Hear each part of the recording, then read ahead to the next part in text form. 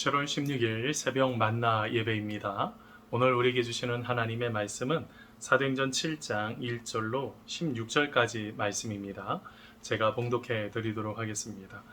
대제사장이 이르되 이것이 사실이냐? 스데반이 이르되 여러분 부형들이여 들으소서.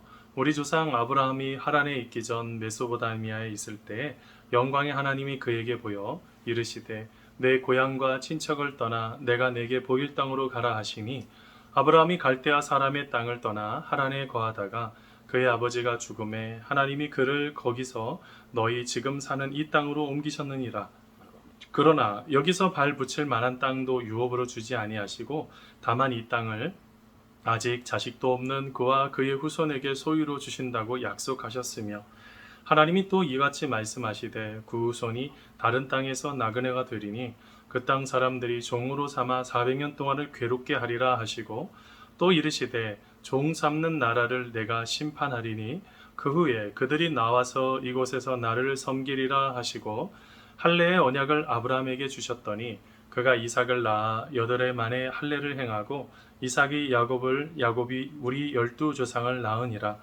우리 조상이 요셉을 시기하여 애굽에 팔았더니 하나님이 그와 함께 계셔 그 모든 환난에서 건져내사 애굽 왕 바로 앞에서 은총과 지혜를 주심에 바로가 그를 애굽과 자기 온 집의 통치자로 세웠느니라.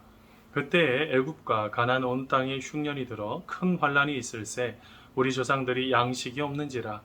야곱이 애굽에 곡식 있다는 말을 듣고 먼저 우리 조상들을 보내고 또 재차 보내매 요셉이 자기 형제들에게 알려지게 되고 또 요셉의 친족이 바로에게 드러나게 되니라.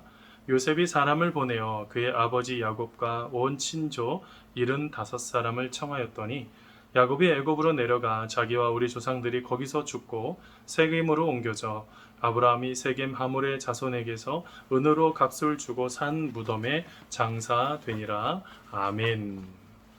사랑하는 성도 여러분, 오늘 하루도 하나님의 기뻐하심 속에 함께 거하는 축복의 시간 여러분 되시기를 간절히 소원합니다.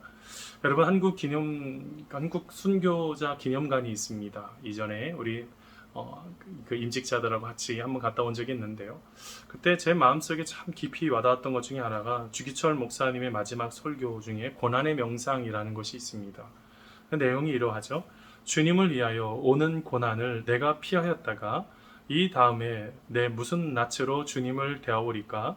주님을 위하여 이제 당하는 수욕을 내가 피하였다가 이 다음에 주님이 너는 내 이름과 평안과 즐거움을 다 받아 누리고 고난의 자는 어찌하고 왔느냐 물으시면 나는 무슨 말로 대답하랴?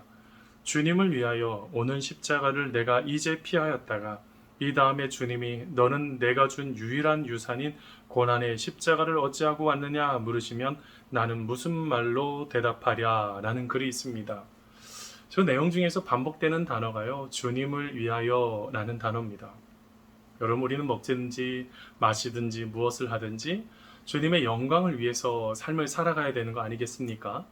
근데 우리의 삶에요. 이런 부분들을 자꾸 놓치는 것 같아요. 주님을 위하여. 주님이 부르시면 뭐라고 할까요? 오늘이라도 주님 부르시면 언제든지 우리 가야 되잖아요. 근데 우리는 착각해요. 마치 영원히 살 것처럼 착각한다고요. 지금 이 순간도 우리가 하나님이 주신 축복이고 은혜고 감사고 기쁨입니다. 그런데 영원히 지속될 것 같은 그런 착각을 하면 안 돼요. 여러분 우리가 오늘 말씀 속에 이제 스데반 집사님을 좀 보려고 합니다. 실제로 이제는 이 말 후에 그는 순교를 하게 되죠. 참 너무 안타까울 때가 있어요. 그게 뭐냐면 왜 하나님께서는 선하신 사람들을 이렇게 데리고 가실까? 어떨 때는 그런 여러 가지 그런 질문을 던질 때가 참 많은데요. 오늘 말씀에는 여러분 스데반 집사님의 설교가 나옵니다. 특별히 사도행전에는 10개의 설교가 나오는데 그 설교의 핵심 중에서 가장 많은 거는 베드로와 여러분 사도 바울이죠.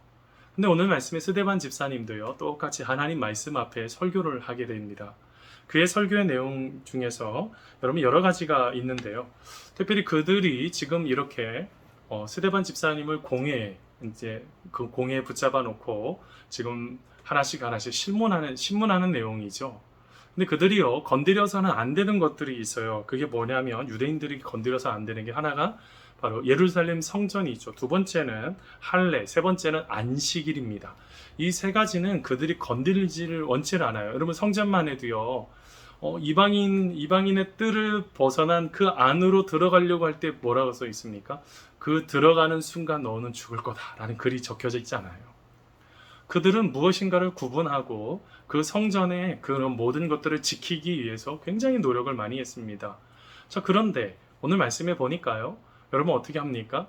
아니, 그 성전에 대해서 예수님이 3일 만에 헐고 3일 만에 다시 세우리라 하는 그거를 그들이 뭐라고 생각했냐면 자기들의 성전이라고 생각했죠. 그래서 예수님을 십자가에 못 박는 그런 아주 끔찍한 일들을 저질렀는데요. 오늘 말씀에도 여러분 그들이 지금 성전을 모독했다라고 생각을 하죠. 그때 여러분 스데반 집사님이 지금 설교를 하고 있는 내용이 얼마나 멋진지 몰라요. 여러분 스데반 집사님의 여러분 설교의 긴 내용이 무엇입니까? 그는 우선은 성경에 대한 전체적인 맥락을 정확하게 잘 알고 있었습니다. 여러분 우리 교회에서도요. 여러분 우리가 항전직을 세울 때 왜 양육을 하신 분들을 세우냐면 우리가 하나님의 말씀을 모르는데 어떻게 하나님의 일을 해요?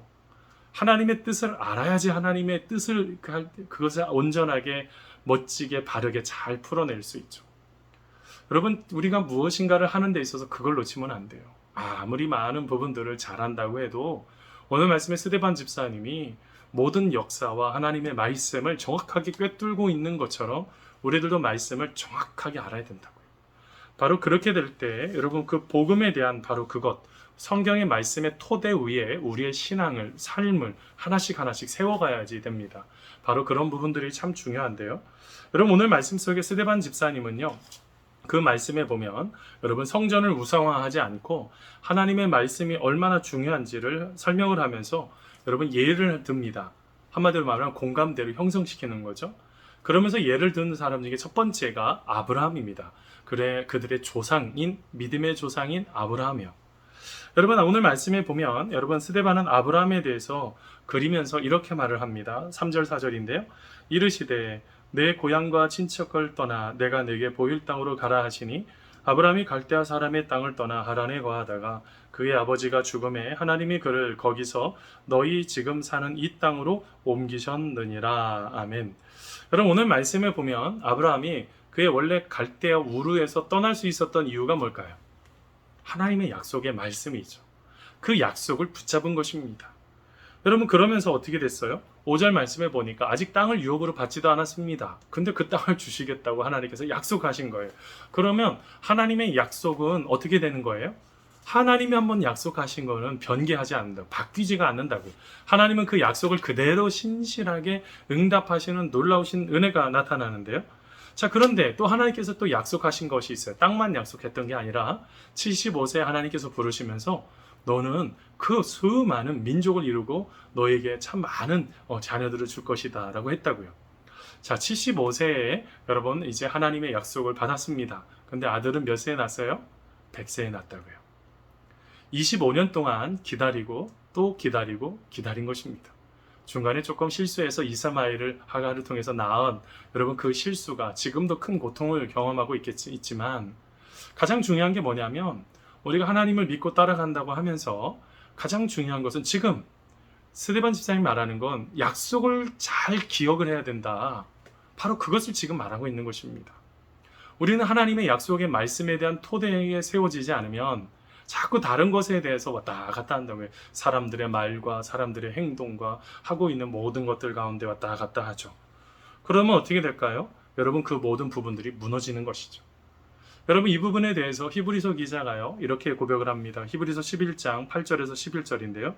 믿음으로 아브라함은 부르심을 받았을 때에 순종하여 장래의 유업으로 받을 땅에 나아갈새 갈 바를 알지 못하고 나아갔으며 라고 표현합니다.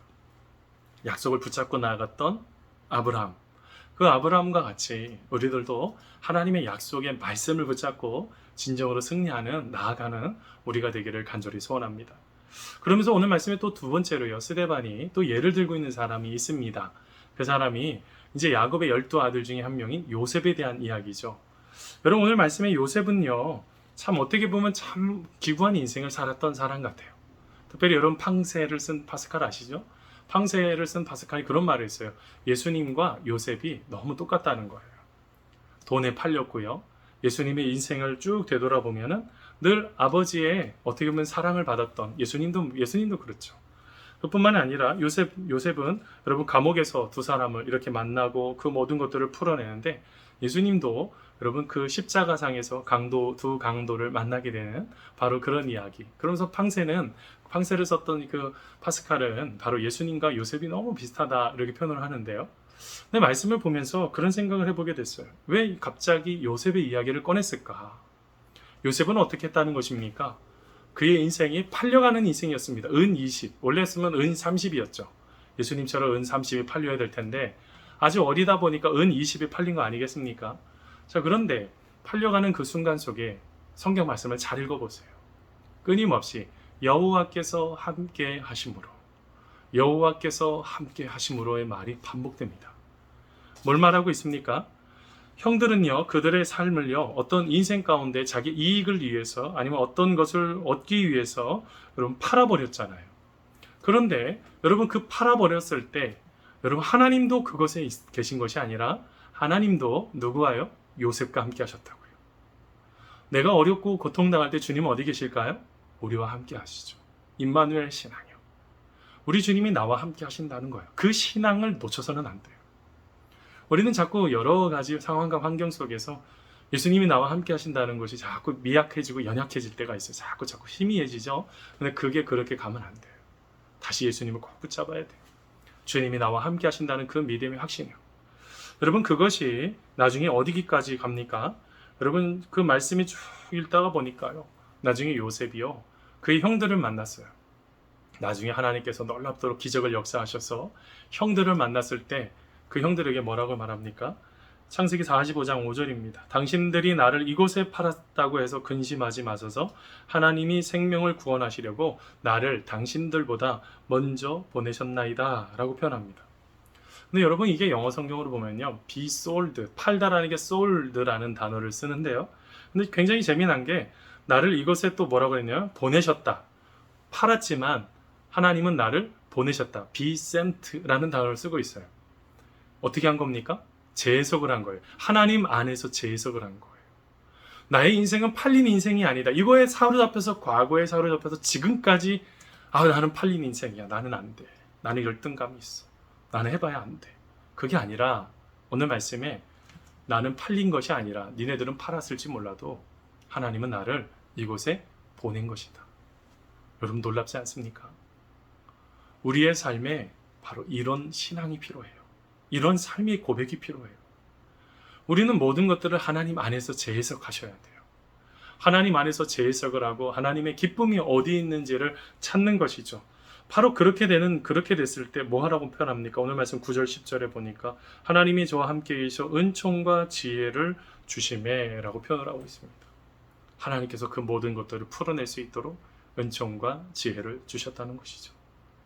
성도 여러분, 오늘 하루도 혹시 내 마음속에 이렇게 아마 요셉처럼 팔려가는 그런 상황이 생겨날지도 모르겠고, 그 다음에 또 아브라함도 실제로 갈 바를 알지 못했을 때 얼마나 두려웠겠어요. 우리들도 똑같죠. 근데 제일 중요한 것은 아브라함이 하나님의 약속을 붙잡고 나아갔던 것처럼 요셉이 그 인생의 고통을 다시 하나님 안에서 재해석을 해서 하나님이 나를 이곳에 보내신 것이다. 내가 지금 아픔을 경험하는 건 나 인생이 끝나는 것으로 하는 것이 아니라 하나님께서 다시 세워가기 위한 하나님의 계획하심이 있다라는 그 믿음의 고백이요. 오늘 하루 그런 고백이 차고 넘치기를 바랍니다. 사랑하는 성도 여러분, 오늘 하루 주님 안에서 스데반 집사님처럼 믿음에 대한 확신을 가지고, 특별히 말씀에 대한 확신이요, 그것을 가지고 오늘 하루도 하나님의 약속 꼭 붙잡고 하나님과 함께 한 걸음 한 걸음 걸어가는 우리 성도님들 되시기를 간절히 소원합니다. 기도하겠습니다. 하나님, 감사합니다. 우리의 삶에 참 고통이 있고 어려움이 있습니다. 그래서 하나님 안에서 다시 해석하고 하나님 안에서 다시 풀어내는 그런 인생이 되기를 원합니다. 지금도 하나님의 약속을 꼭 부여잡고 믿음으로 감사함으로 하나님 앞에 나아가기를 원합니다. 세밀하게 간섭하여 주시고 우리의 삶의 모든 것들 가운데 함께 하시는 주님을 만날 수 있도록 복 내려 주시옵소서. 감사하오며 예수님의 이름으로 기도하옵나이다. 아멘. 우리 주기도문 하심으로 예배를 마치겠습니다. 하늘에 계신 우리 아버지, 아버지의 이름을 거룩하게 하시며 아버지의 나라가 오게 하시며 아버지의 뜻이 하늘에서와 같이 땅에서도 이루어지게 하소서. 오늘 우리에게 일용할 양식을 주시고 우리가 우리에게 잘못한 사람을 용서해 준 것 같이 우리 죄를 용서해 주시고 우리를 시험에 빠지지 않게 하시고 악에서 구하소서. 나라와 권능과 영광이 영원히 아버지의 것입니다. 아멘. 사랑하는 성도 여러분, 오늘 하루도 하나님의 약속 꼭 부여잡고 믿음으로 승리하는 귀한 날 되기를 간절히 소원합니다. 계속 이어서 기도하겠습니다. 하나님 감사합니다. 하나님의 약속을 꼭 붙잡습니다.